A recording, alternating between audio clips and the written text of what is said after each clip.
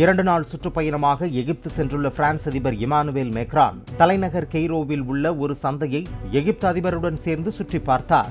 காசா மீதான தாக்குதலை இஸ்ரேல் தீவிரப்படுத்தியுள்ள நிலையில் போரை நிறுத்துவது தொடர்பாக எகிப்து அதிபருடனும் ஜோர்டான் மன்னருடனும் மேக்ரான் பேச்சுவார்த்தை நடத்தவுள்ளார்.